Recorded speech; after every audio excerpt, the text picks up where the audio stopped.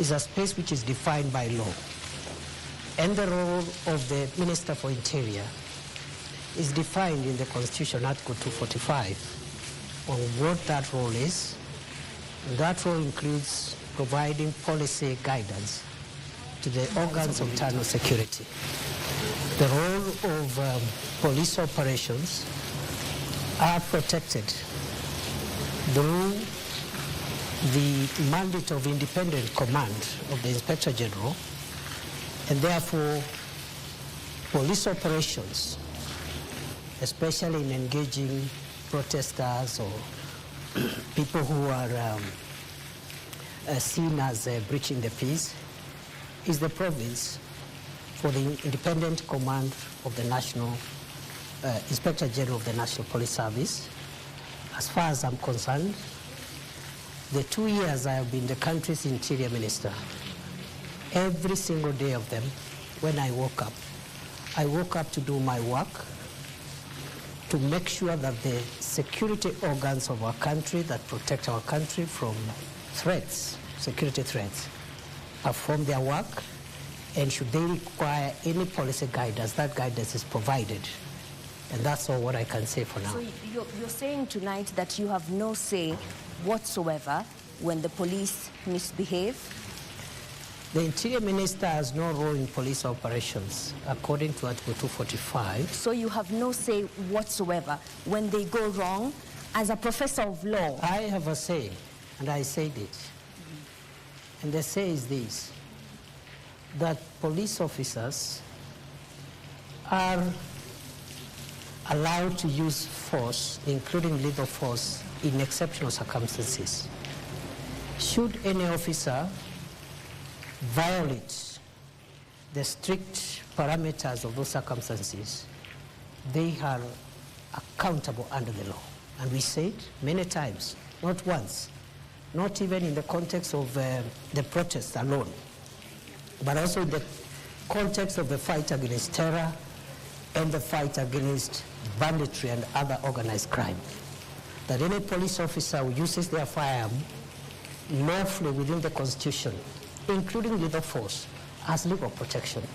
But so any of them who exceeds the parameters of the Constitution is on their own, and the organs of accountability is not the Interior Minister.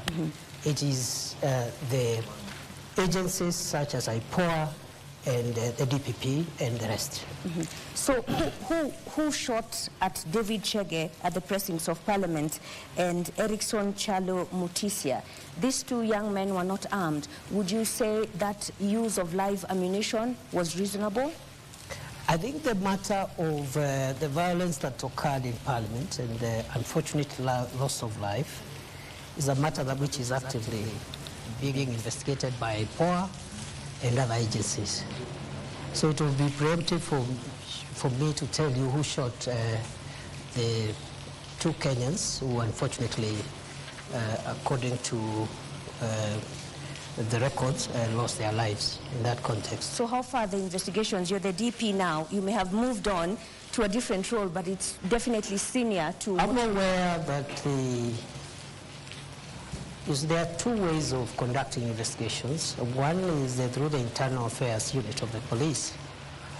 But our policy in the last 2 years, while we were in that docket, we discouraged the internal affairs unit of the police from being the ones to investigate their colleagues, because it raises issues of conflict of interest and perhaps perceptions of bias. So we encourage the Independent Police Oversight Authority to be the one to do the investigations.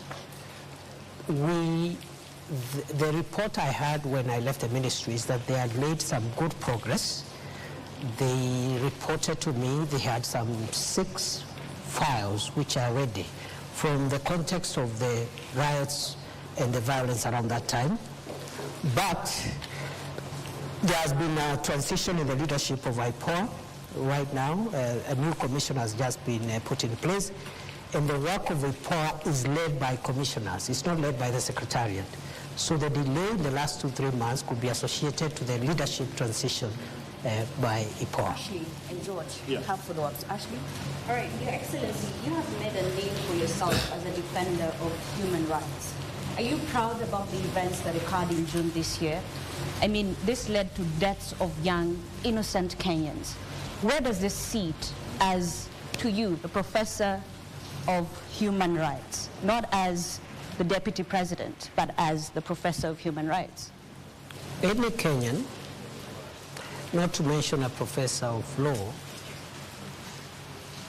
who would be proud by what happened in our country June, July, from whatever angle, would be inappropriately doing so. Because those events were extremely painful to the country. They were unnecessary, if I may say so, because there is a way of processing democratic encounters, and there's a way in which the balances between the protection of public safety and the expression of individual rights and freedoms must help us navigate peaceful and orderly society. So to answer your question, I wouldn't be proud at all. Mr. Deputy President, then what did you have to say to families who are still looking for their loved ones? For instance, on X, we were tagged and someone said, I always communicate with Peter Masharia's mom. Imagine she wakes up every day to go to the mortuary. Peter Masharia went missing on the 25th of June. Tonight, what do you tell those families that are still looking for their loved ones? To the families who lost their loved ones or whose loved ones are still missing, I would say that it's unfortunate that this country went through what it went through in June, July.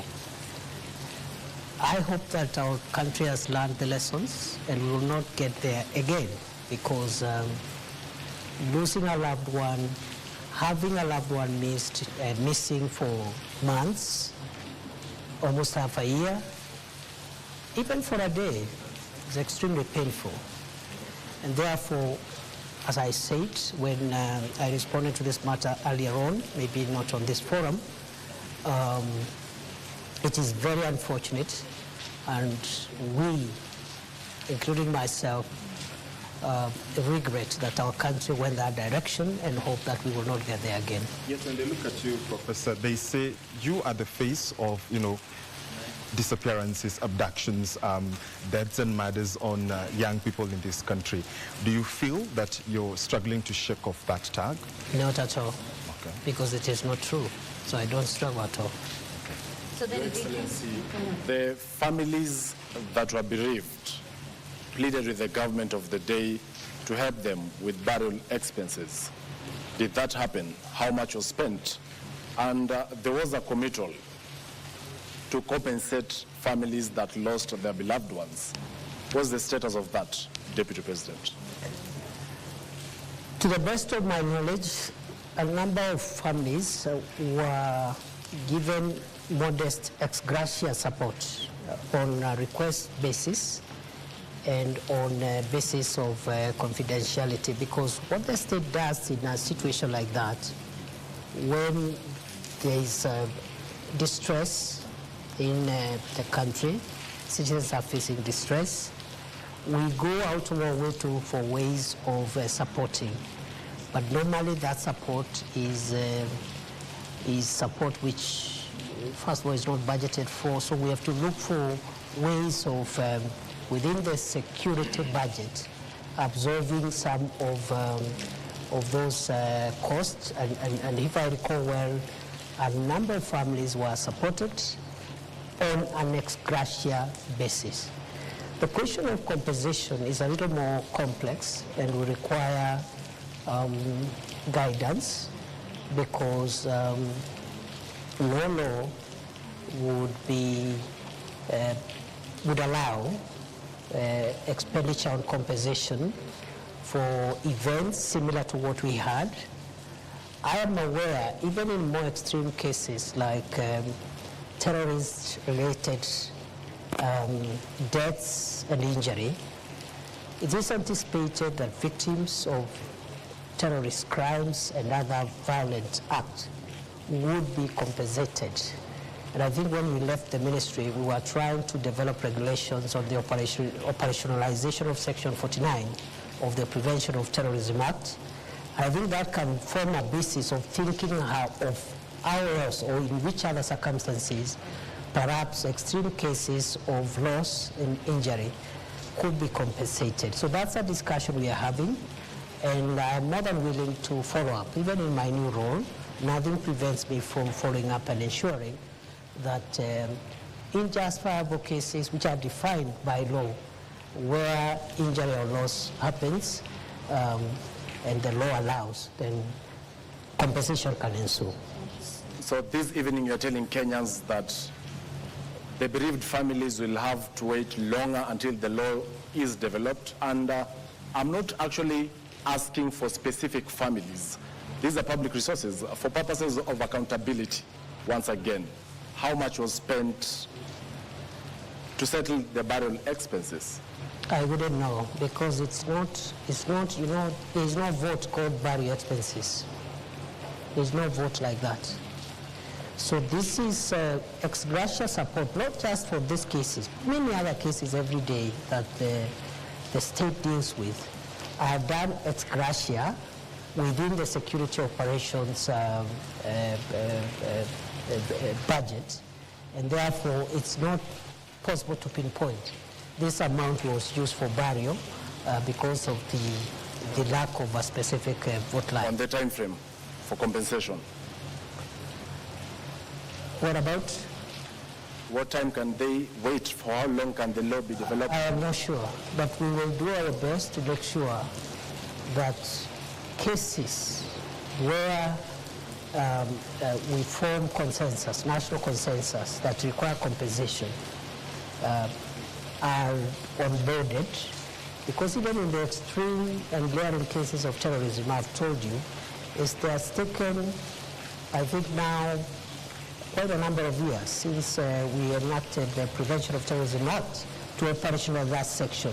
So I'm hoping perhaps within the year, within the coming year, we can work with the new leadership in that ministry and other stakeholders in the normal way government works and process perhaps regulations of the operationalization of some of these issues. As to whether that can be expanded beyond terrorism-related incidents, that is a discussion again which we can open up to stakeholder input and have it dealt with. It's clear, Mr. Deputy President, that the tag behind you, and my colleague Mashima Kapombe mentioned it when we mentioned that we were having this interview, is not a very rosy one. And one person in particular called you the butcher of Tharaka.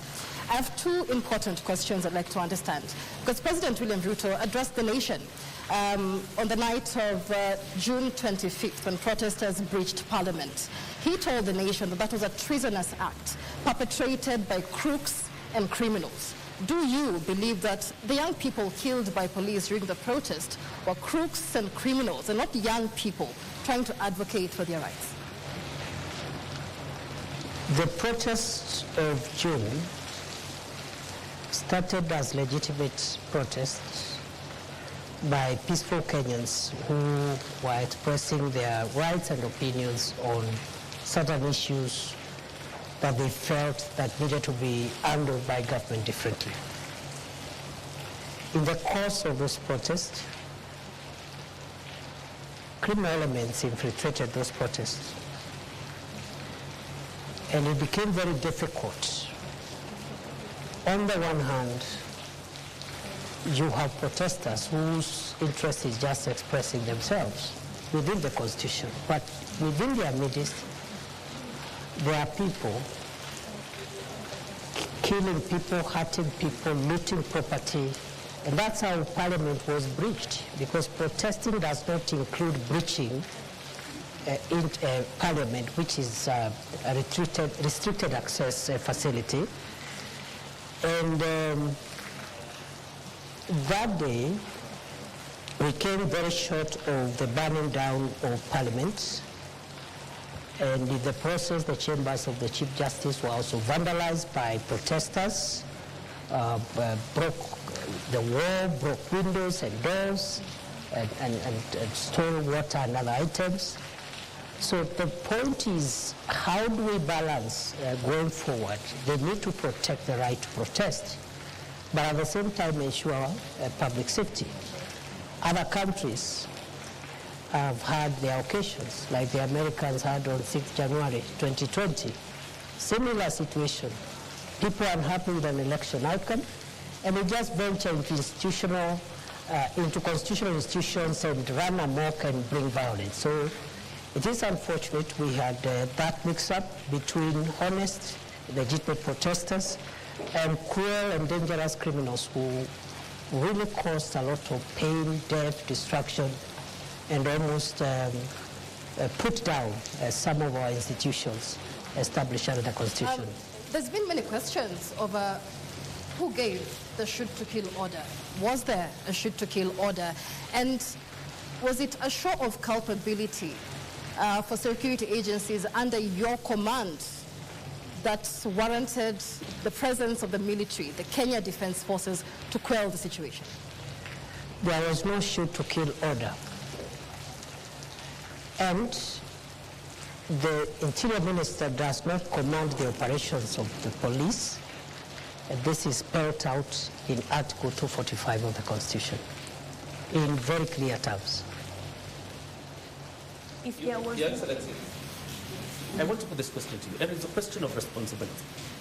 When you're being vetted for the second time as the Cabinet Secretary Interior, there was a lot of praise heaped on you for combating banditry in the north of Kenya. And you appeared to acknowledge that. Was the police in the North Rift under different command, so much so that when it comes to the Gen Z protests, you're not the one in charge, but when it comes to the North Rift, you will take the glory? At no time have I said I've been in charge of the operations on banditry, because the Minister for Interior does not play that role. Have I provided it policy leadership to deal with banditry in the last 2 years? The answer is yes, in a very consequential manner, with great humility, because other than advising on the establishment of the Operation Maliza Uhalifu and the gazettement of the disturbed areas, that's the job now of the minister. Those are policy interventions. But I was able to push through in a very difficult financial situation prevailing then in the country, an injection of a significant amount of resources to acquire equipment to assist the police in their operations, which has been the missing link for many years. MRAPs, that is the mine resistance ambush protected vehicles, armored personnel carriers, drones, that is the aerial vehicles, unmanned aerial vehicles, and so many other, including personal protection items. So, in a very modest way, I would want to be associated with the tremendous work done by the police, with the support of the military, to dismantle the infrastructure of banditry in the North Rift, because I provided policy support for the acquisition of modern weapons and also providing the legal space for the police to carry out operations, especially in the areas which I classified as disturbed and dangerous, because that is where criminals were always retreating and regrouping. Those areas today are completely free from bandits. The question here, Your Excellency, is on the question of responsibility. Local NGOs, the United Nations, the US government, the foreign missions have admonished the government of the Republic of Kenya of its human rights record, and particularly the handling of a Gen Z protests. My question to you tonight is, when the Republic of Kenya is being admonished, who takes responsibility? Well, as I have said, you see the general admonition or viewpoints by various stakeholders on the performance of government on many things, including homeland security, is a legitimate thing. But the question of responsibility arises when one believes that there is something they have done wrong. It doesn't arise when someone's conscience is crystal clear. They have not done anything wrong. From where I sit, the nearly 700 days I served as Kenya's Interior Minister, one, I can account for each of those days what I did for this country, sometimes under great distress and risk, which I knew I'm exposing myself, but because of duty, I had to do it. Some of the places I did, my predecessors never ventured into them. I spent nights in police barracks and military barracks with frontline soldiers, not to command them, but to give them moral support, including on Christmas Day, including on Easter, places like Lamu, where terror attacks were the order of the day, to give them support that the government has not sent these officers there to die. They have sent them there to protect the nation, and as minister, my moral support and the policy guidance I gave, I think, was instrumental in a big way because of the feedback I have received from the officers. So to answer your question, therefore, I see, I am not saying that our Homeland Security system is perfect. It is work in progress. But responsibility is individual. It's not collective. I must remind you, Prof, and the viewers, that there's a lot of rain here, so we'll have to speak a bit louder so that we can be heard. But as you speak about policy guidelines and taking modest credit for what was done in the North Rift on banditry, are you trying to tell us that you could not give policy guidelines on how police protests or moral support in them ensuring that they adhere to human rights? We did. So what happened? What went wrong? What went wrong is what goes wrong when maybe, the operations, security operations are intense and emotive operations. It's not somewhere where an officer will be told, when you reach there, do this, do the other. So what we have are general policy guidelines. For example, the use of labor force is reserved when to apply when the life of the officer is at risk. So was any officer's life in danger? Allow me, Professor Kindiki, yes. Was any police officer in danger when David Chege and Enoch Chalo, Erickson Chalo Mutisia only had a flag and they were dancing outside Parliament? What threat did they pose to security officers at Parliament? That is the matter under investigations. If the circumstances you're reading out there is what happened, the officers will be accountable. It's as simple as that. And how long will that take? As soon as IPOA completes the investigations and forwards the DPP. Criminal investigations are complex. They involve scientific assembling of evidence. It is not enough to rush suspects to court only for cases to collapse. And it is not uniquely a Kenyan issue. Criminal investigations, especially in a complex endeavor like the situation we're referring them to, take a bit of time, and therefore I'm hopeful that... Why were the police in mask? How complex was that? That we could see who was ensuring security is not breached? You're just telling me what you think or saw. But it was which is part of evidence. It was on live TV. There are photos of police officers who are masked. I can't identify them. I'm not disputing. But just as telling the you, CS Interior, that is part of the evidence that is required to hold into account any person who may have been involved in that unfortunate incident you're explaining. Your Excellency, if you were to move this forward and probably look at why the public is on you, this is what you said on the 12th anniversary of the Supreme Court about a month ago. and you were talking about crucial jurisprudence. You said, I have had to ask myself whether the highest interest is the public interest or there is a higher interest called the national interest, because the public itself could hurt the national interest. Public can be mobilized or mobilize themselves against national interest. First of all, where does this national interest sit in the Constitution? And number two, wasn't this an indirect proposal of a clawback on basic freedoms that are enshrined in the Constitution, Your Excellency? As you answer this, Your Excellency, you did say that lives of protesters need to be protected as you ensure public safety. Was the public unsafe during that period? Why did we get to that point? When I spoke at the Supreme Court reflection colloquium on public interest and national interest, some erroneously thought I was talking about government interest or even security interest. That's not the case. In fact, after that colloquium, I've had further reflection, because by the grace of God, I'm also a scholar. So I reflect on some of these things, and I have come to the conclusion that within our constitutional framework,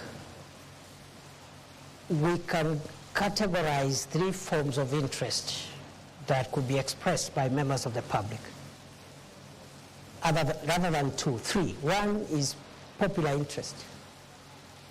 And the question I'm asking myself as a scholar and a student of constitutional law is whether what is popular is in the public interest all the time. I am not sure.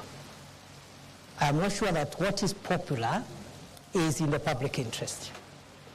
I don't believe. Sometimes yes, maybe not all the times. But at the Supreme Court colloquium, I also asked, is there a hierarchy of norms in our Constitution such that we have public interest and national interest? And for clarity and avoidance of doubt, national interest is not government interest, and it's not the interest of, it's not security.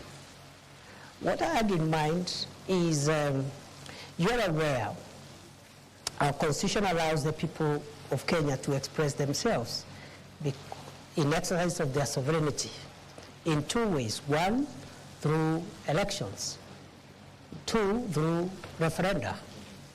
And then I asked myself, in fact, it was tailored to the judiciary, and I wanted to ask myself, if the people of Kenya, for example, agree and express themselves in exercise of their sovereignty to change the Constitution in a referendum and vote to remove the judicial arm of government, and they decide we don't need the judiciary. People are sovereign. In a referendum, they can actually remove the judiciary. And then I ask myself, since this is an outcome of a referendum, this is in the public interest. But is it in the national, is it in the national interest that really you can have a modern country, a democratic country without a judicial arm of government? But these are two different scenarios, DP, because this was about taxes that Kenyans felt were unfair, and their leaders At the were Supreme not Court, listening to I them. was not talking about the protest at all. You can look at my statements. I was not talking about protest. So what do you... We were reflecting on what the Supreme Court has helped us to understand about our Constitution, and I was inviting the Supreme Court judges to start thinking whether, even as we express our sovereignty, we have what we call bedrock things that we cannot touch. I'll give you another example. If the people of Kenya meet and in a referendum, they overwhelmingly vote, so it is popular, it is in public interest, and they vote to change Article 4.2 of the Constitution that says that Kenya is a democratic multi-party state and create a monarchy or another form of government that is not democracy.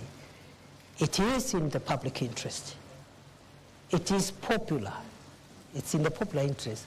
but is it in the national interest? My answer is that it is not. So within the Constitution, there are things you can change and still not change the DNA of our Constitution. There are others, once you touch them, the DNA of Kenya as we know it changes forever. That's what I was discussing. It's very interesting that you mentioned that, Your Excellency, because during your vetting, following your reappointment as Interior Cabinet Secretary, you are on record saying that you will specify designated protest areas, potentially undermining the right to peaceful assembly outlined in Article 37 of the Constitution. How would you justify limiting spaces where Kenyans can express their grievances at a time when the government is facing mounting criticism, and why? That is the practice in all democracies. Show me one democracy where people are free to express themselves anywhere, anyhow, anytime, notwithstanding the rights of other people, including traffic, the right for traffic to flow, and so forth. I have been, before I became minister, I was an academic. And for about 12 years, I traveled to about 100 countries around the world. So I'm very familiar with many democracies. Many of them, including the Hague, where I spent almost 7 years in the International Criminal Court trials.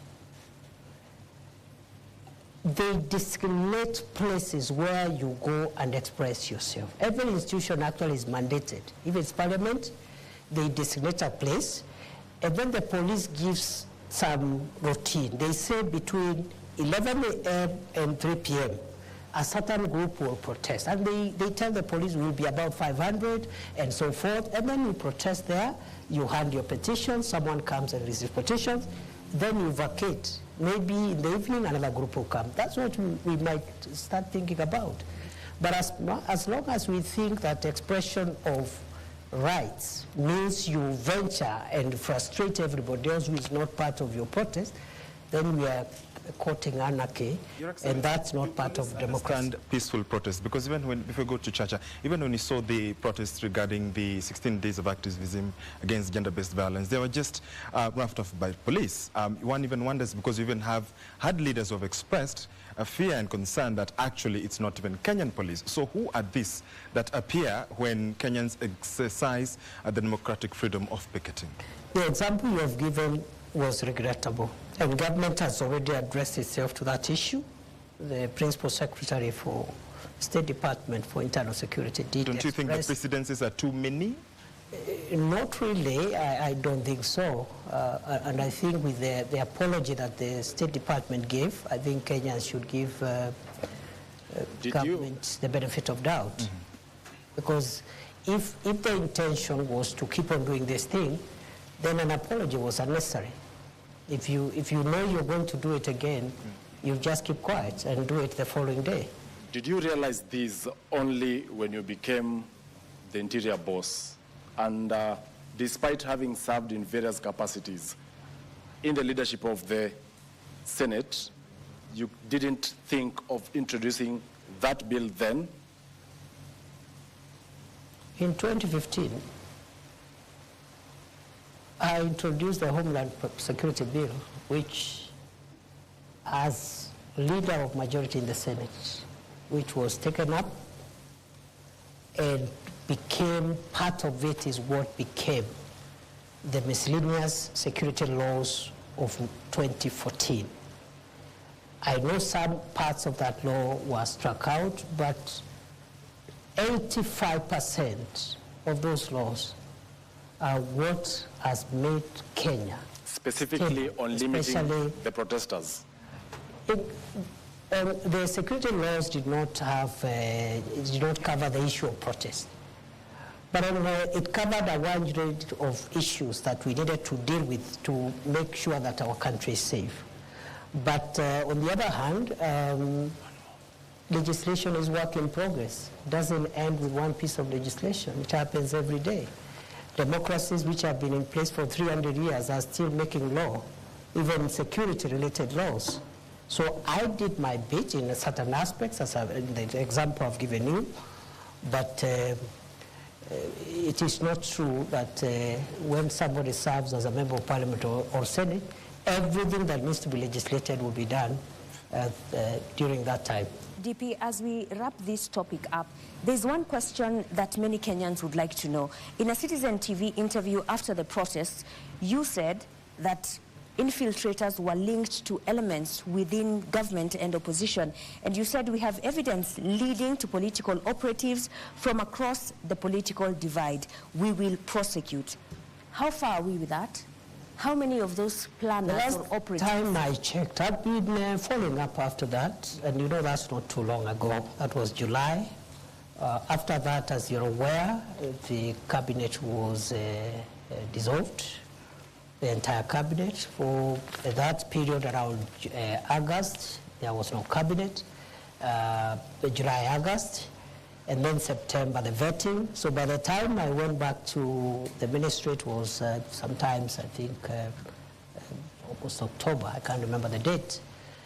And we are following up on that process. As much as I know, a number of people have already recorded statements, and as far as I know, a file was forwarded by the DCI to the DPP, but it was returned to seal certain gaps that had been discovered by the DPP, and therefore that is work in progress. As I said, criminal investigations take long, but I'm sure there will be accountability for everyone who may have either incited violence or taken advantage of the peaceful protest to infiltrate that democratic process. But you said you have evidence. Why should it take long? Or is it only a preserve of the political class? That evidence, I have just told you that it was presented to the DPP, and the DPP said it was not enough to convict. You can have evidence which is not enough to convict. I could believe, okay, that the evidence is enough, but the DPP, who has the final say in qualitative and quantitative evidence, is the one who has the police to do more work if we have to sustain prosecution. So the police didn't do a very good job, that's what you're saying, in the investigation? This is routine, it happens every day, not just in Kenya, all over the world. The police do their work, and that's why there's that two-tier mechanism. So the DPP looks at it and said, no, we need to fill this using the elements of crime. You need the evidence of this. So we cannot say the police didn't do a good job. It happens every day. Thank you. Thank you very much. We'd like to move to the next topic, which is your ascension to power as the Deputy President and the politics around it. And this session will be led by Ashrim Mazuri. All right, Your Excellency, did you play a role in Rigathi Gachagwa's ouster? No. Then are you proud of the process, the impeachment process that many said were flawed that led to your ascension to power as the Deputy President? That process you are referring to, I think, involved three arms of government: the executive, the judiciary, and the legislature. To that extent, to the extent that constitutional institutions were involved and are still involved, I see no problem with that process, and if there is a problem, there is a way of remedying that problem. What about the right to fair hearing that he did not get? That is the matter before court, unless you want me to discuss the merits of the matter before court. So then what's your relationship between you and the ousted, impeached Deputy President? As it was before. Are you friends or not? We are good people, we're good friends. I have no reason to complain in the past, present, and even in the future. Was there a handover? Yes. An official handover? Was there an official handover? There wasn't an official handover because the former Deputy President is in court. You wouldn't expect him to hand over if he's in court. Your Excellency, which IEBC cleared you? Did you take your papers there? How were you cleared by the IEBC? There's no requirement to clear a Deputy President who ascends to office by virtue of Article 145 read together with 150. But What requires the clearance of IBC is the President and the Deputy President in an election The President's So yours memo was to different. Parliament, Your Excellency, indicated that There was the no nomination election. was cleared by IEBC. There was no election. I assumed office through a process different from a process following an election. Is it an indictment of the judiciary, Your Excellency? Because the former deputy president, through a court process, is actually outside. We have the governor of Meru, who is in office, even through a similar process. What kind of jurisprudence is that creates two forms of justice in your own understanding? And this is from a point of view as a law professor. First, the two cases you have cited were beneficiaries of court injunctions. The only difference is in one, after the inter partes hearing of the matter around whether or not the injunction should be preserved. In one case, the court found that the injunction needed to be lifted. In the second case, which also there has been an injunction, the court found yesterday that there is no need to lift the injunction. That's the only difference. And it happens in courts all the time, not just in Kenya, all over the world. In fact, the finding of one court is in many cases overturned by the next court the following day. So there is no inconsistency whatsoever. That is judicial practice. A judge, even one bench of 3 judges, one judge will say this, 2 other judges will say different things, on the same subject matter, same articles, same evidence, same parties. That's how, that's the independence of the judiciary is not just institutional. It is individual, it's decisional. Every judge carries decisional independence. Your predecessor, Your Excellency, says the reason you ascended to this position is because you are a yes man. You cannot mount any challenge whatsoever to the president. I'm putting this question to you tonight. Are you your own man? Are you a yes man? I am my own man. On the second issue, I would like to respond as follows. My understanding of the role of the deputy president is not to challenge the president. It is not in the Constitution. It is not in any law. It is not in any practice. That is not the job description of the deputy president. As to whether the deputy president can advise the president, the answer is yes. The oath of office I took has a clause that asks me to faithfully advise the president when my advice is sought. So then where does your allegiance lie? To the people or your appointing authority? My allegiance lies on the oath of office I took. You look at the oath of office, it will tell you where my allegiance is. And are you proud To the of the people man? of Kenya, to the nation and the national interest, and when my counsel is sought by the president, I must give it faithfully. And faithfully doesn't mean that I do it on the podium. Does it But mean- it means I have to be faithful, and faithfully means it could be different from what the president thinks. DP, are you proud of the manner in which you became deputy president? In 2022, you were a front runner to be running mate to Dr. William Ruto, but you did not get that position. And you actually said you were going to take a break from politics. Are you now proud that 2 years down the line, you are the one who has taken that position after the impeachment on the person who was picked over you? I have no regrets for my occupying this space because I have no reason to regret.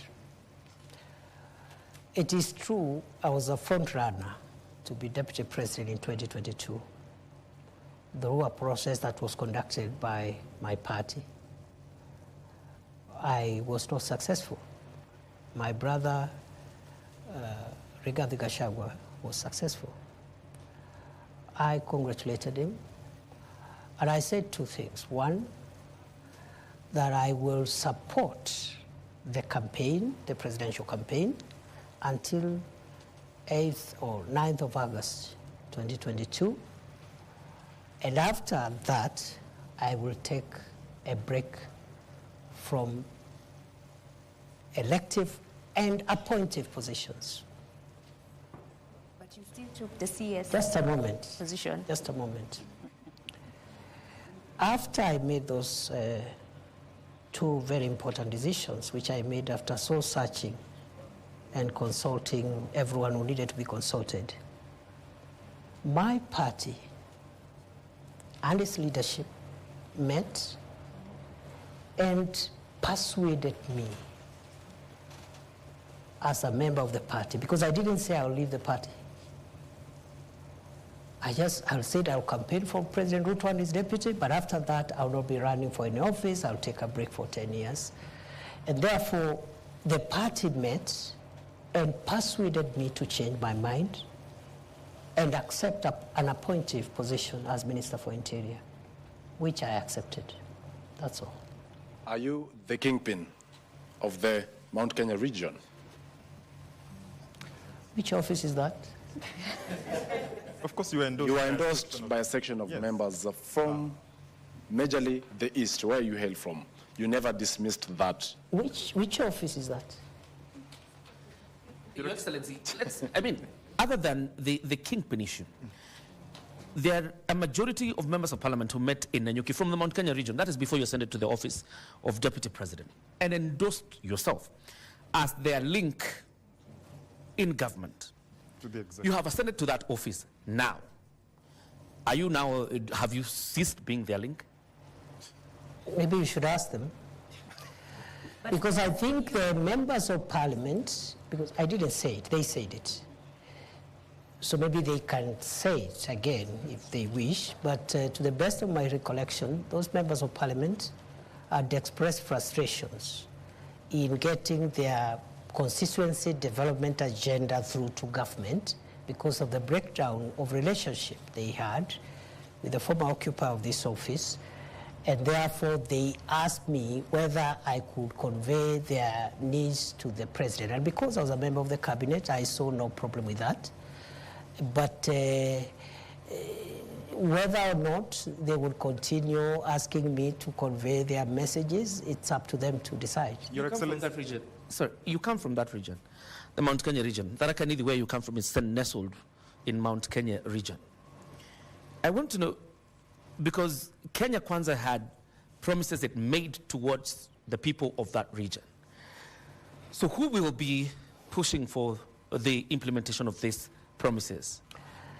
That region, like other regions in Kenya, has very many elected leaders.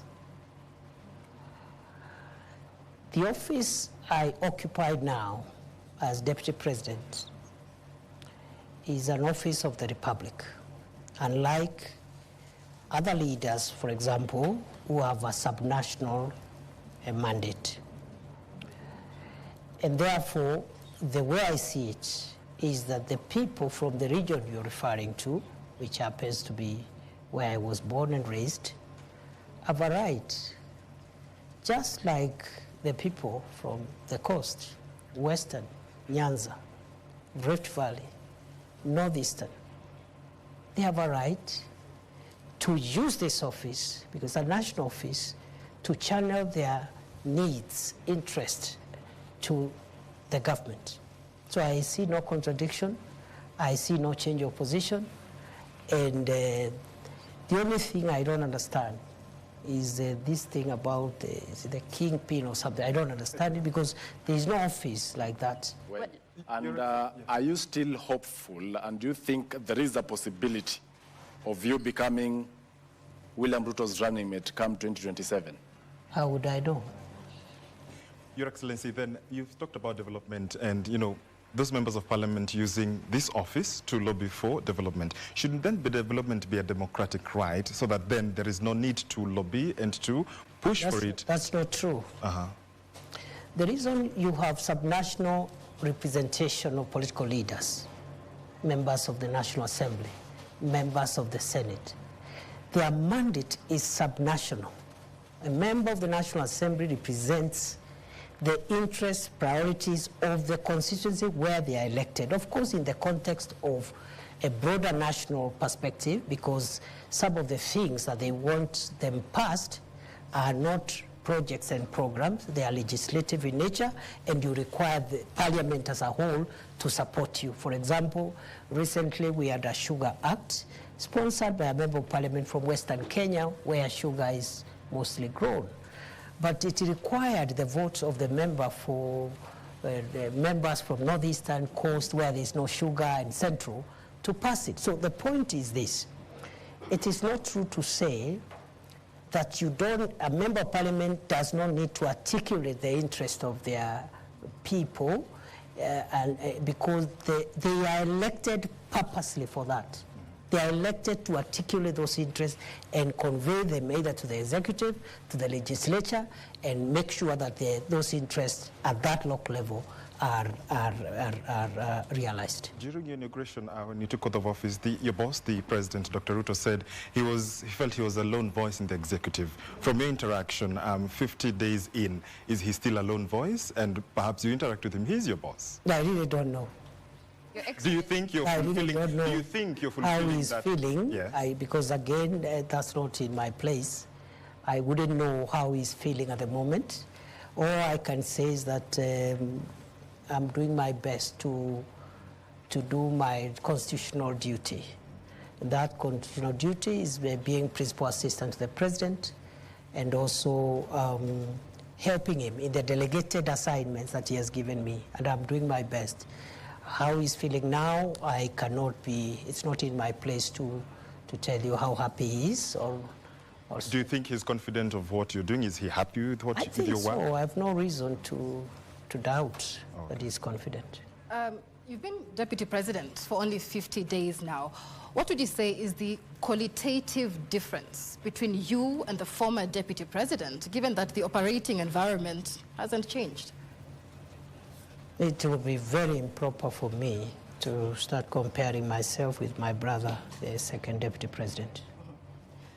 The president has spoken very highly of your leadership and your contributions, as my colleague George Maringa here says. If the president feels that he has accomplished his key goals and decides not to run for re-election, would you consider running yourself? Do you believe that you have what it takes to run the country? That question is an unfair question. Am I allowed to complain? Why is that? It is an unfair question, because I have just been entrusted with a very serious and grave national responsibility. What is weighing in my mind now, and what is really, really occupying me, is the desire to discharge those obligations, because the expectations of the people of Kenya, the expectations of the president are so high. If I started occupying myself with ideas of what will happen, I don't know when, I'll be the most unsuitable person to be seated before you today. Your Excellency, I want to rephrase Michelle's question regarding you and the former deputy president. Let's not even go with the qualitative differences. But clearly there are lessons you must have learned from Gachagwa's tenure in office. What lessons are those? You know, my friend, you know, in leadership is defined by certain ethos and parameters. And I want to persuade you to allow me not to discuss my brother, the Honorable Rigathi Gachagua, because he's my friend. And you've not heard me bad-mouthing him anywhere before, when he was in this office, or even after he left office. So please spare me, because it is not right. It is wrong to start comparing myself with the predecessor or someone who occupied this office now, or in the past, or a person who would occupy it in the future. Are you being cautious, Your Excellency? The region you come from is very restive, and it's quite a significant, it has quite a significant portion in terms of votes. Are you being cautious now when I ask you the question of lessons you've learned? Are you being cautious not to antagonize the former deputy president? I have no reason to antagonize anybody. For what? Your Excellency. Your Excellency, perhaps just to buttress on what John Kithure said, when it comes to lessons learned, many have said that the seat that you occupy now, the deputy presidency, has some sort of curse. They've called it the curse of the deputy presidency. And every individual who's held this seat has had some sort of, falling into political oblivion. Do you believe that you have the magic wand to change this so-called curse of the deputy? I don't believe any seat is cursed. Let's start from there. Secondly, I don't think it is a priority to start thinking whether I will survive in this seat or not. As I have said, what is weighing in my mind, the same way when I became Interior Minister and the North Rift was in that shape, Lamu, Boni was in that shape, and Northern Kenya was that shape. I told myself, including the passport crisis, I said, if I will last here for 1 year, I want to try my best and have these challenges under control. So for me, I cannot start now entertaining myself on what will happen to me, whether I'll succeed here or there. That's not for me to determine. It's beyond me. What is within my reach, what is within my control, is the focus to deliver on the job. As to whether I survive or what happens, that is not within my reach, and I cannot control what I cannot control. DP, we need to move forward to the next topic, but I would like to end this with this question. The mountain which you seem to be avoiding is hostile ground right now, and not just the mountain. The government is struggling with its popularity as the president's principal assistant. How are you working to change that perception of Kenyans? And more so those who are... Did you say that the mountain is restive? Yes. The reception in Embu, for example, in Nyandarua the other day, residents refused to listen to the president's speech. In Nakuru County, at a burial, again, they did not want to listen to the president's That is democracy. That's how democracy works. Is it that hostile ground to the government that you serve as deputy president now? You see, there is a difference between running governments and being popular. Those are two different things. And for me, a leader should be least worried about popularity. The worry of a leader should be their pace and focus on transforming the lives of the people. And do you think the lives of the people have been transformed? A good leader is not necessarily one who is popular all the time. However, a good leader knows when to be popular.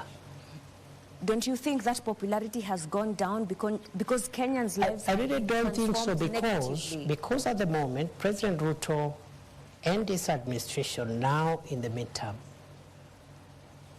is not in their priority to look for popularity. There is no election taking place.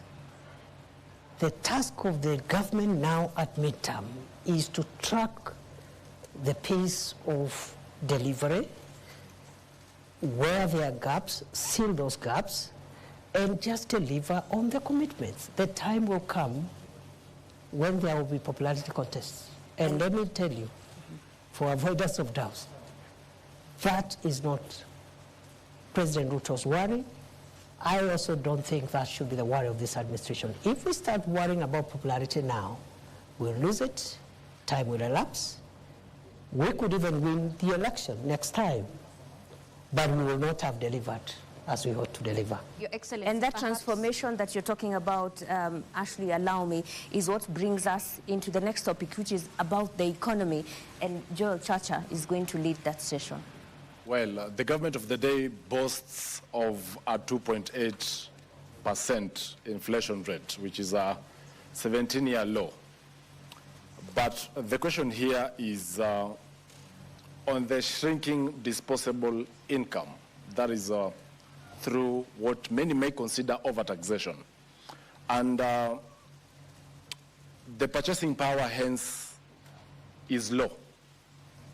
How are you working to ensure that there is money in the pockets of Kenyans? Thank you. When President Ruto took over leadership of this country in 2022, the 5 or 6 macroeconomic indicators were not looking good. And I need to clarify now that I have this opportunity. Many people think when we project that time frame so that to show the distance we have covered, we are casting aspersions at the previous administration. That is not true. Kenya got to where it was in 2022 because of factors mainly beyond the control of President Uhuru Kenyatta, because the country's economy was shut down for nearly 2 years by COVID-19. No economic activity. And then, of course, the war in Ukraine, which affected the global supply chain of wheat and other oil and foodstuffs, and many other factors. So when we refer to 2022, it is not political. It's just a fact. And in any case, that's the only way we can explain what we have done. Now, straight to your issue. The macroeconomic indicators were bad. The dollar was rising on a daily basis, 160. At one point, it approached 170. The price of fuel, the same. At one point, it approached 217 per liter for petroleum, for petrol, so super. Then inflation was 9.6%. And then if you take the 6 basic food items, starting with unga, the main ones, again, the prices were much higher than they are today.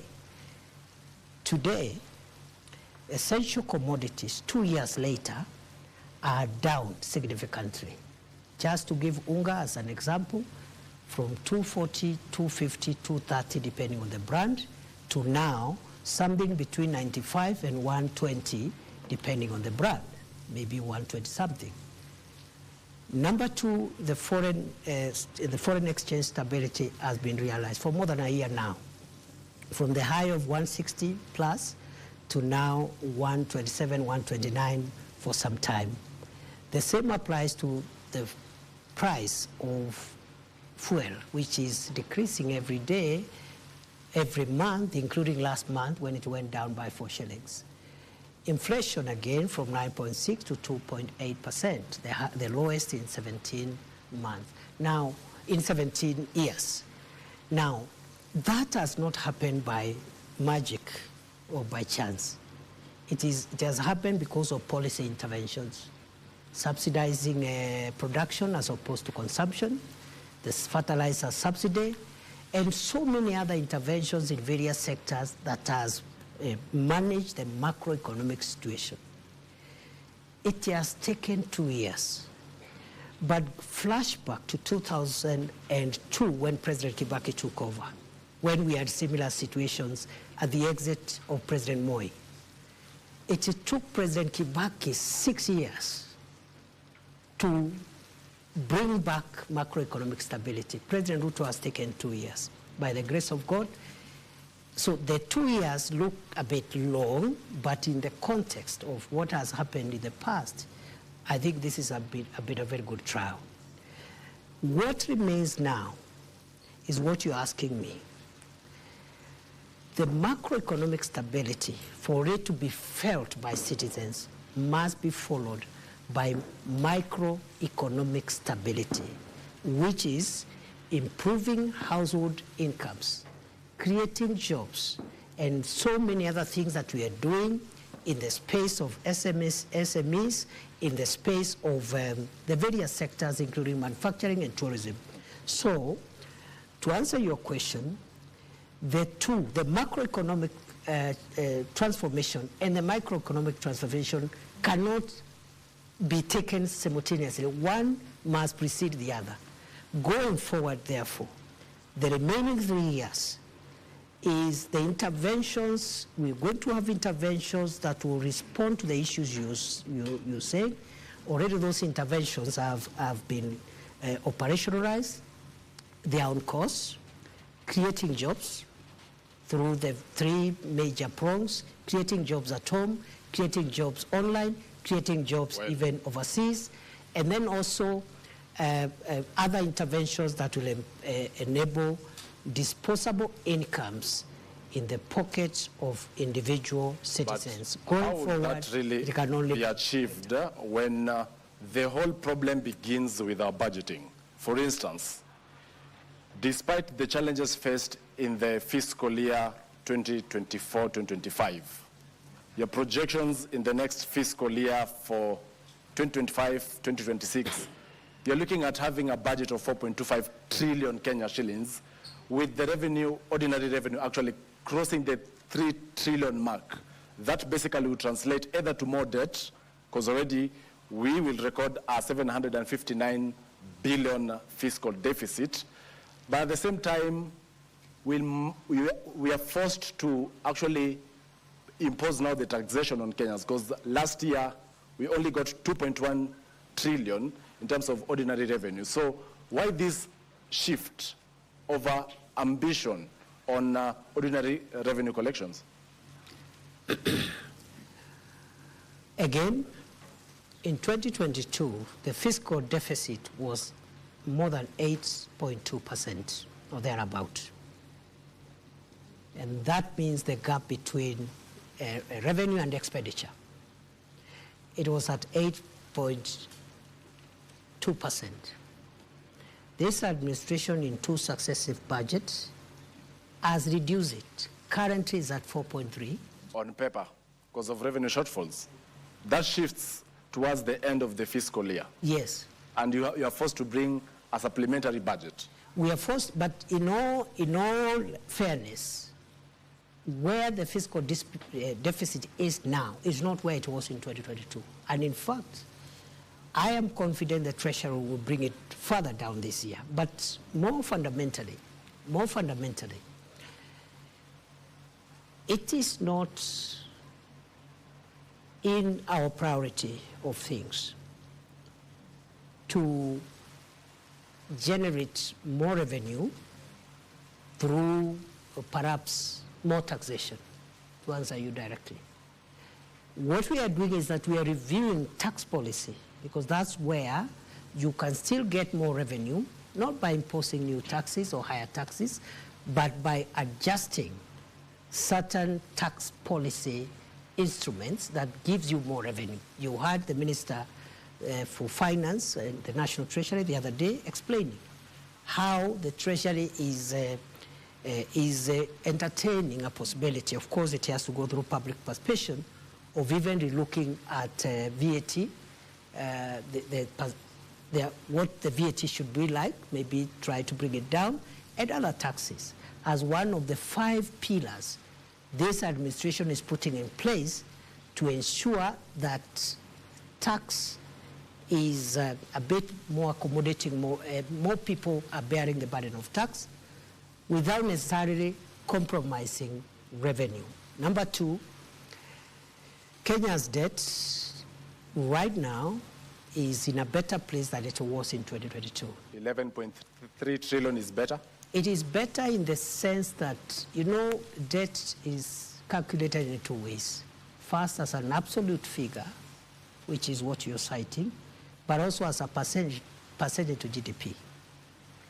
And in other words, many countries... At what percentage is it? Already at distress, 68%. You call it distress, it's not. If it was, the IMF would have said so, and I'm sure the IMF has not said so. Yeah, Your Excellency. They are just warners that we need to make sure that it doesn't enter into the red zone. But 55% plus or minus 5 is what is allowed by our law. The point is, it's not even about percentage also alone. Many countries, including developed countries, are highly indebted. The US, for example, the US debt is about almost 120% of GDP. Japan is 250% of GDP. 248, 250. So and many other countries. Singapore's debt also is in the hundreds. However, what we need to do, let's agree that what remains ahead is that our revenue generation measures must not lead to higher taxes. It's not a must. Number two is that the area of debt, we need to be careful so that Kenya does not enter into the unsustainability zone, and we are managing that. DP, naomba kidogo, wakati ambapo tunazungumzia masuala ya uchumi, kuna wengi ambao wanahisi kwamba mnasema maneno mengi, maneno makubwa makubwa, lakini la msingi ni kwamba biashara nyingi ziko katika mazingira magumu. Wengi wamefunga biashara zao, wengi wamelalamika kwamba hawawezi kuendeleza biashara zao kutokana na zile sheria ambazo zilizoko na zile sera ambazo zinatolewa na serikali. Labda unaweza kuwaeleza wale wanaokutazama leo hii ambao wameshindwa kuendelea na biashara zao, ni mikakati gani kama serikali mnaweka ili kuhakikisha kwamba hizi biashara zinaweza kuinuka na wanaweza kupata pesa mfukoni? Asante sana. Ni kweli biashara nyingi zinapitia changamoto nyingi, na ni kweli wananchi wakiwemo wanabiashara wamelalamika na pia wametoa mapendekezo ya sheria ama sera ambazo wangetaka tuziangalie upya. Najua ya kwamba hivi sasa Wizara ya Uwekezaji na masuala ya industry ama viwanda inaongea na KEPSA. KEPSA ni ile Private Sector Alliance ama kikundi cha wanabiashara katika sekta ya binafsi. Wanajadiliana kuhusu mambo mawili, na jana wamekuja hapa kunipatia mahali wamefika katika majadiliano. Ni leseni gani ambazo tunapaswa kuziangalia upya, na vilevile masuala ya ile levies ambazo zinatolewa na mashirika mbalimbali. Kwa hivyo swala hili la ugumu wa wanabiashara wetu ni swala ambalo tunaliangazia, tunajadiliana na wale ambao ni washikadau, na serikali iko tayari kutoa mwelekeo ama sera mpya za kuzingatia uboreshaji wa biashara.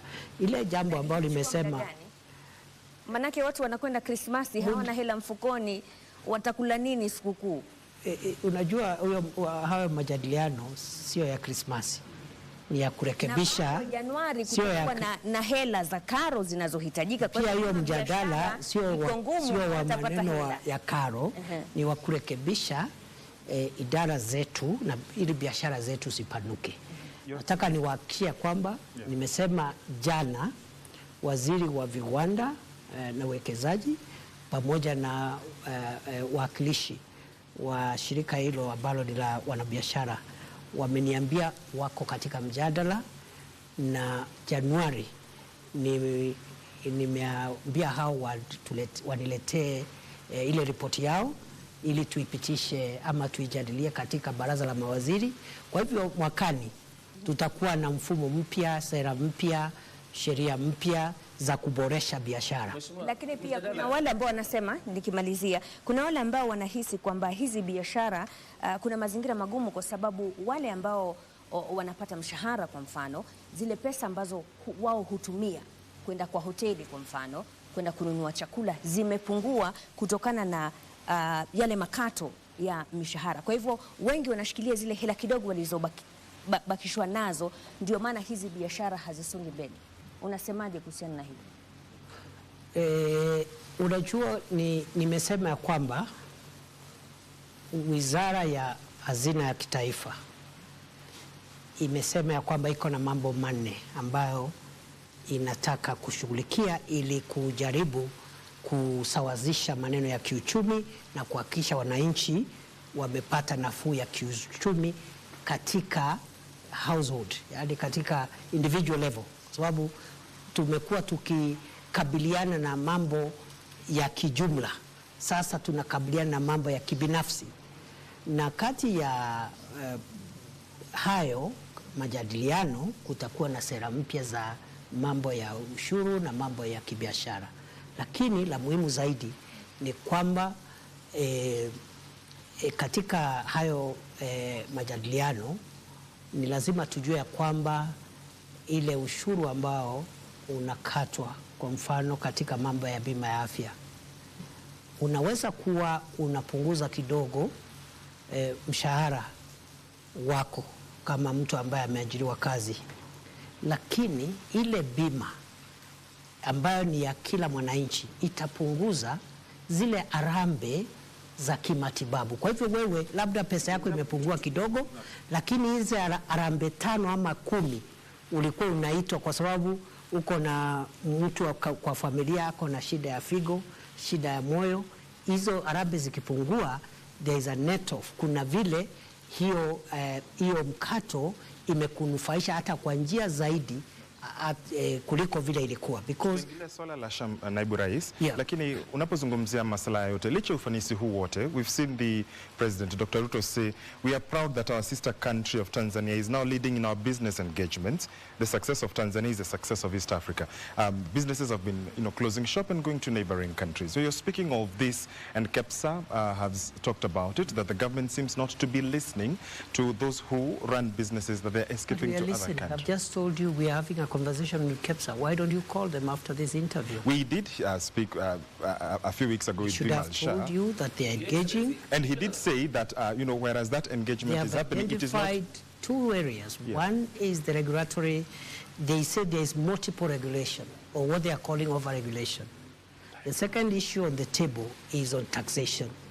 We are a bit careful because the issue of taxation, we would rather have it in the broader tax policy and other fiscal issues that are being discussed and spearheaded by the National Treasury than just to take just that business community and handle their taxation issues without the context of looking at tax as a general issue. I really needed to ask a question on the tax regime, because today there's been an announcement that there's a task force that has been formed to get to the bottom of why businesses are closing down in the Republic of Kenya and relocating to other countries. Your Excellency, doesn't that sound absurd? Why do you need a task force to establish why businesses are closing when all you can blame is the taxation regime? You need to, because this is something that has happened for the last 20 years. It has not happened this year. Just look at which organizations have left Kenya when. The last 25 years. And that's why the contribution of our manufacturing sector to GDP has dropped from as high as 12% many years ago to 7.5%. On the pending bills. So it's an accumulated problem, and I think there are no quick fixes. The best way to do it is to just analyze all the factors and bring recommendations that will last us another 40, 30 years. The financial inadequacies being experienced in the country perhaps are as a result of the pending bills. More than 650 billion for the national government, 150 billion for county governments. But you're not budgeting for it. Do you promise Kenyans that as soon as the pending bills verification committee concludes its work, you're going to settle the pending bills? We will implement the recommendations of the pending bills verification committee. Thank you. DP, tumebakisha dakika kidogo kabla ya kufunga, lakini hii leo kumekuwa na mabadiliko katika baraza la mawaziri, na kuna wengi ambao wanahisi kwamba the appointments that have been made seem like a harvest just 10 days after President William Ruto met retired President Uhuru Kenyatta, and all those appointed to the cabinet and board chairs seem to be from Mount Kenya. What is this about? You know, the cabinet, appointments, dismissal, reassignments, if you look at Article 32, is the prerogative of one person, the president. So I'm sure the changes that the president has made have been made in exercise of that prerogative and to advance our country's national life in the weeks and months to come. I cannot directly associate themselves with the political developments, but also I have no reason to disassociate themselves from any political development, because the president has made it clear that for the country to pull and rally itself to do the heavy lifting, there is need for a broader political consensus. It started with the inclusion of the partnership with some of the ministers who were appointed, who were allies of former Prime Minister Raila Odinga. The ministers and parastatal chairs who have been elected, who have been appointed today, many of them worked under President Uhuru Kenyatta. That is in the spirit of broadening political consensus so that we can focus not on political competition and the quest for political survival, but on pulling the heavy agenda that we need to pull to transform Kenya and carry everybody. But there are those who many Kenyans feel duped or betrayed by the Kenya Kwanza administration, because during the 2022 election campaign, the hustler narrative was the cornerstone of the Kenya Kwanza administration, a break away from traditional political dynasties to more ordinary Kenyans, right? But appointments being made recently by President William Ruto are people or individuals from established political families. It looks like the Kenya Kwanza government is running away from the hustler narrative back to the dynasties to save the day. Why is that? As any of the ministers and parastatal chairs who have been appointed today coming from established political families? Yeah, they do come largely from the Mount Kenya region, especially. Sorry again? Sorry again? They do come, many from the Mount Kenya region, many who've been in government before. And you remember the call, especially during the Gen Z protests, was to drain the swamp, to have something new in the Kenya Kwanza administration. I don't know what you call something new, because even the ones who have come are new. They were not there, they are new. Allow me to rephrase her question, because this is what Kenyans feel, that the political class has regrouped and forgotten about what Kenyans want. What would you tell them tonight? I don't think so. First and foremost, as I said, this is not time for politics. Let's start from there. That time is coming. And we will all do politics and do it so well. Right now, it's time to do the very, very delicate and important work of pushing the country's development agenda. So the issue of, I don't know, who has betrayed who has regrouped with who, for me, the timing is wrong. Okay. And for Kenyans who are expressing their democratic views about some of these developments, they have their time when it is election time to express themselves on what they think about those in leadership. Your Excellency, to matters now development projects, and we've seen the issue that Kenyans are actually expressing is that this government is forcefully imposing government projects, programs. For instance, vaccination of animals, SHA, that is the Social Health Authority, affordable housing, and I'll begin by that before we get to the specific programs. What do you make of, or what do you think about this? Because Kenyans say it is too soon. It is being buttressed on them. You're forcing it down their throats. That is not true. Maybe it's a misunderstanding, because has anybody been arrested for not doing anything? What the government is doing is it is doing its obligations to the public. The government's obligation to the public is to work for the national interest. The national interest in this matter includes, for example, universal health coverage, making sure as many Kenyans as possible have medical cover, because many homes have been rendered poor. Even people who had something, they have sold everything to pay for medical bills, especially when it is chronic and critical illnesses. Okay. Many poor people live by chance. They take herbs, they go for, some look for witch doctors, they cannot access medical care.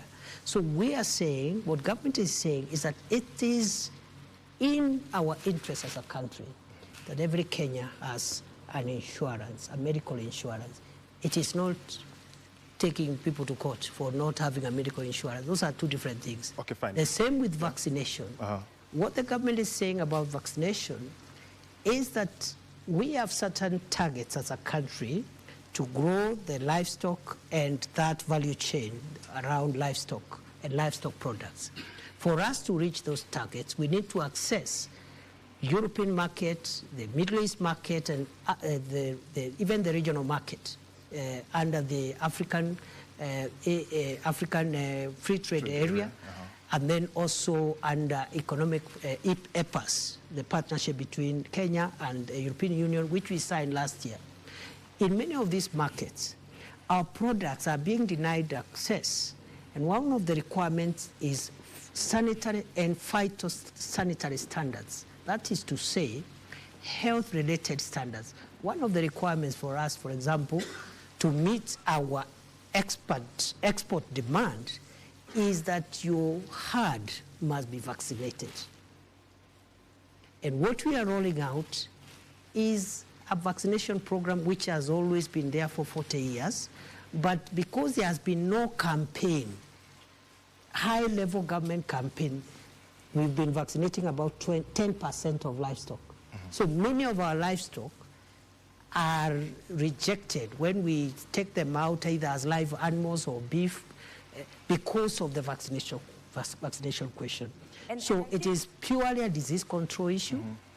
The vaccine is developed by Kevevapi in Kabete, by Kenyan scientists. It has always been used.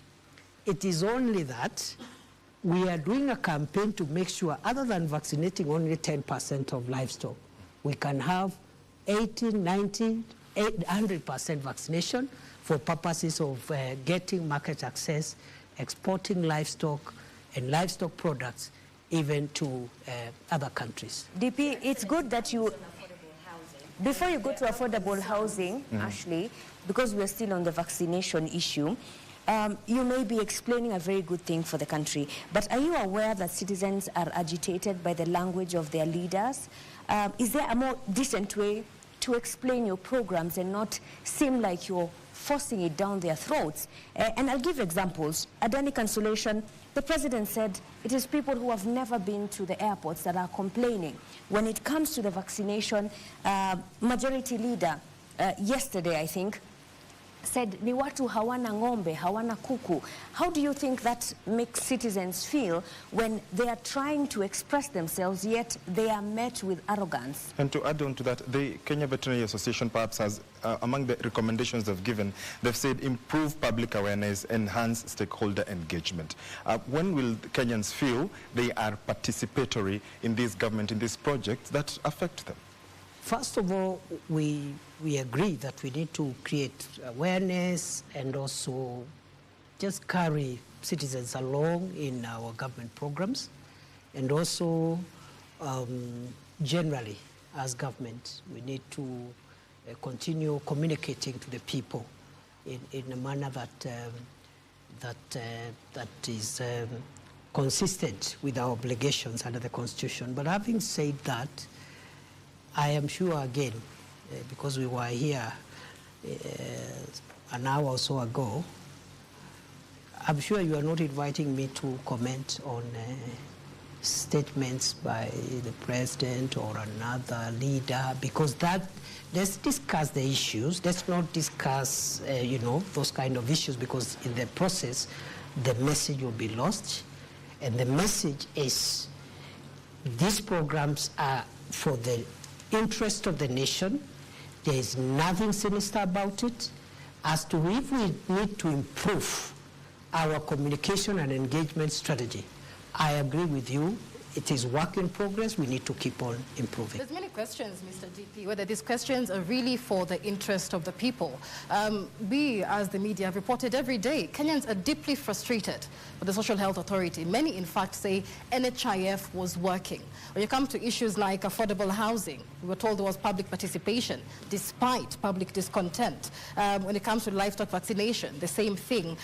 Is the government hiding behind the facade of public participation to pass unpopular programs, knowing very well that there's no legal binding framework on public participation? And so the government really isn't bound by Kenyans who say we don't want SHA. We'll go back to what we said earlier. The government must continue listening to the people and getting input from the people. But the government also has a duty to carry out programs for the transformation of the country. Some of the programs that will transform Kenya may not be popular now, but they'll be popular sometime. Singapore, for example, which many people praise, one of the factors and anchors that took Singapore where it was among other anchors is the housing anchor. And today, if you look at the Human Development Index, Singapore is up there, and one of the variables is housing, because almost 99% of everybody has a decent home. So, and it was unpopular at the time when the Singaporean leader was bringing this program. It was very unpopular. In fact, it had a component of compulsory savings. But today, many years later, after this leader left the scene, the people of Singapore are very happy that this project propelled their country into the first world. So I will end with what I started with, that what is popular may not even be in the public interest. And sometimes what is in the public interest may not be in the national interest. And the work of government is not to look for popularity. Popularity is a function of elections, which we do every 5 years.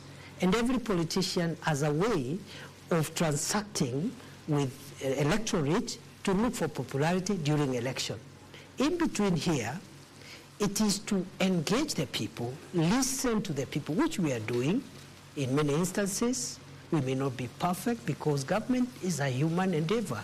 Like any other, we are not 100%, but we are continuing to listen. And as the President said during the State of the Nation address, listening is a full-time occupation of every leader.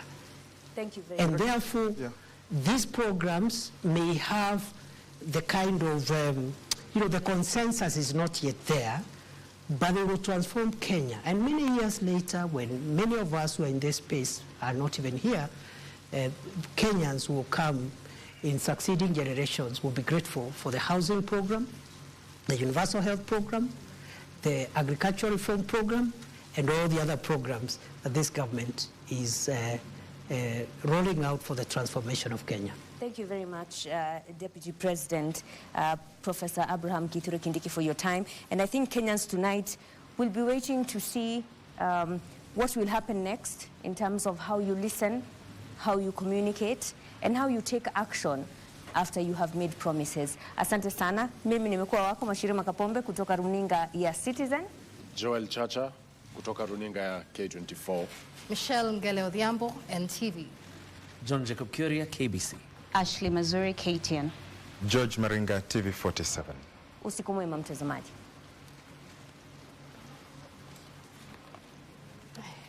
Chacha, you finished your water.